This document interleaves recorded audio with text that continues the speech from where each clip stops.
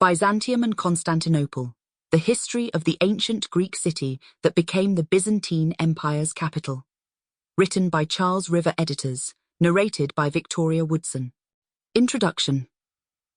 It would be hard, if not outright impossible, to overstate the impact Roman Emperor Constantine I had on the history of Christianity, ancient Rome, and Europe as a whole.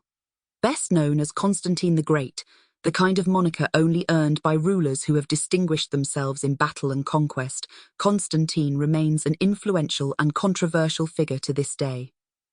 He achieved enduring fame by being the first Roman emperor to personally convert to Christianity, and for his notorious Edict of Milan, the imperial decree which legalized the worship of Christ and promoted religious freedom throughout the empire.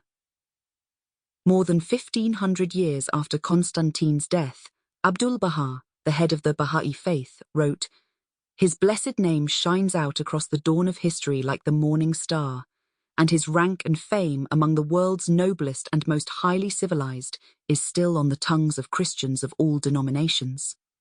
Moreover, even though he is best remembered for his religious reforms and what his mostly Christian admirers described as his spiritual enlightenment, Constantine was also an able and effective ruler in his own right.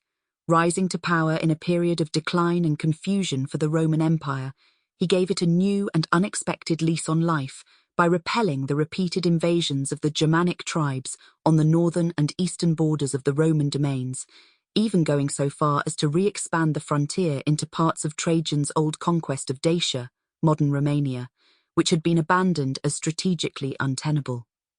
However, it can be argued that despite his military successes, the most notable of which occurred fighting for supremacy against other Romans, Constantine may well have set the stage for the ultimate collapse of the Roman Empire as it had existed up until that point.